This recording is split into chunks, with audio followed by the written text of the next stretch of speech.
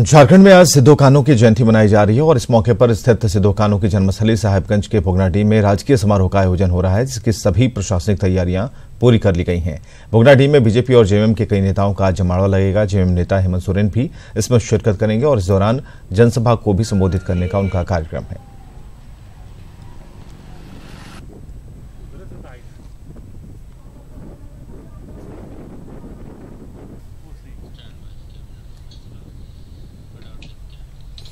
और झारखंड में राज्य सरकार ने सरकारी कर्मचारियों को मिलने वाली महंगाई भत्ते में 2% की वृद्धि कर दी है और इस बारे में मंगलवार को कैबिनेट की बैठक में फैसला हुआ। सरकार का ये फैसला 1 जनवरी 2018 से प्रभावी होगा। कैबिनेट के इस फैसले का लाभ पेंशनभोगी कर्मचारियों को भी मिलेगा और इससे पहले कैबिनेट ने मंगलवार को 14 एजेंडों पर अपनी सहमति दी थी। बैठक में स्मार्ट सिटी में 243 करोड़ की लागत से पावर स्टेशन बनाने का भी फैसला लिया गया। वेतनमान 7वें केंद्रीय वेतनमान में दिनांक 1 जनवरी 2018 के प्रभाव से महंगाई भत्ता की दरों में अभिवृद्धि की स्वीकृति कि झारखंड राज्य के राजकीय अभियंत्रण महाविद्यालय एवं पॉलिटेक्निक संस्थानों से उत्तीर्ण डिप्लोमाधारी को चयन समिति के माध्यम से संविदा के आधार पर जो नगर विकास के विभिन्न योजनाओं में जो अभियंताओं की आवश्यकता है उसको ध्यान में रखते हुए इन अभियंताओं को संविदा के आधार पर इनकी सेवाएं प्राप्त की जाएगी।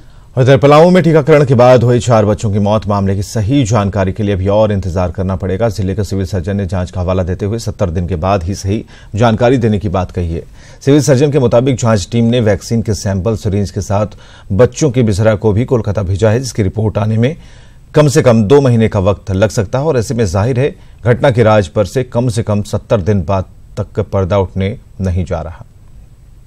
इंस्पेक्टर ने सील किया है वैक्सीन और सिरिंज भी। वैक्सीन जाएगा कसौली जांच के लिए, 1 दिन के अंदर भेजा जाएगा और सिरिंज जाएगा कलकत्ता। जब तीनों जांच होके आ जाएगा तब यह कहा जा सकता है कि क्या कारण हुआ। इसमें टोटल गवर्नमेंट ऑफ इंडिया के निर्देशानुसार 70 डेज में रिपोर्ट होना चाहिए, 10 दिन प्रिलिमिनरी में और 60 डेज फाइनल। और चलिए सीधे जुड़ते हैं मनोज से। मनोज, 70 दिन का वक्त लगेगा, 70 दिन बाद क्या रिपोर्ट आ जाएगी? ये बात मानकर चलें कि 70 दिन बाद जो रिपोर्ट आएगी उस पर कार्रवाई हो पाएगी?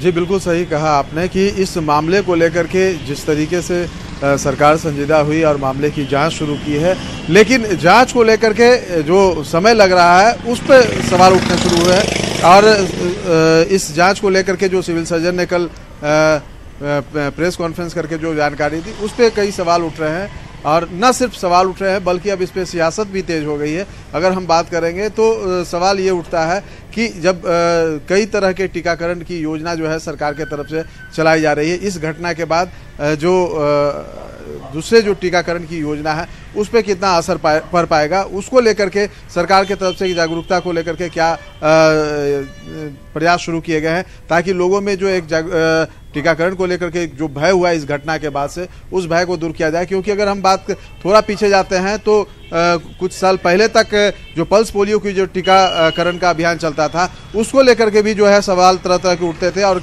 कई पिछड़े इलाकों में लोगों को पल्स पोलियो की दवा पिलाने नहीं दिया जाता था जो स्वास्थ्यकर्मी जाते थे।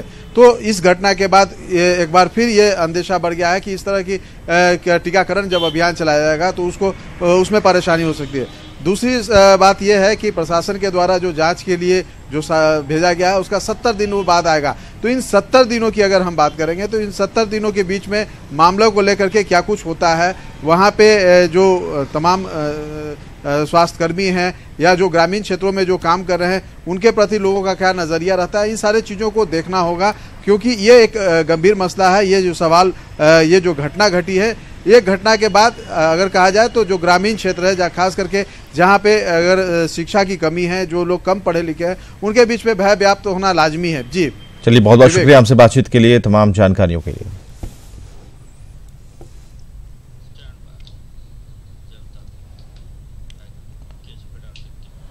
झारखंड में एक और लड़की हैवानियत की शिकार हो गई। ताजा मामला पाकुड़ के हिरणपुर का है, जहां सिमलढाब के जंगल से एक युवती का पूरी तरह से जला हुआ शव मिला है। शव मिलने के बाद लड़की से रेप के बाद उसकी हत्या की आशंका जताई जा रही है।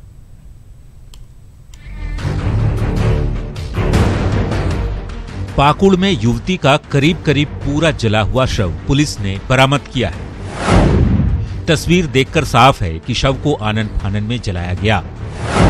शव को पेट्रोल या केरोसिन तेल डालकर जलाया गया है। जब पुलिस मौके पर पहुंची तो उस वक्त भी शव से धुआं उठ रहा था।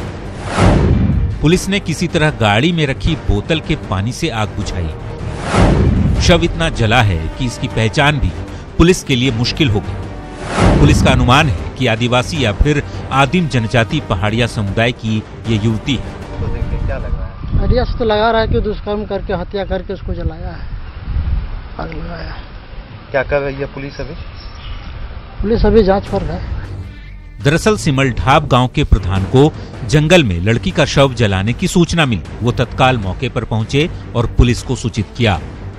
हम लोग देख के हम लोग लौटते थे, लेकिन टोलापड़ा में हम लोग बड़ा वो से हम लोग भेंट हो गए और उसका गाड़ी से हम लोग जाके वहाँ पर हम पहुँच के उसको दिखा दिए। इस मामले में हिरणपुर पुलिस ने कई लोगों से पूछताछ की, लेकिन वो अब तक किसी नतीजे पर नहीं पहुंची, न ही युवती की शिनाख्त ही हो पाई है। इस बीच एसडीपीओ ने भी अपनी टीम के साथ घटनास्थल का दौरा किया और पुलिस अधिकारियों को कुछ खास बिंदुओं पर जांच के निर्देश दिए। कुंदन, न्यूज़ 18 पाकुड़।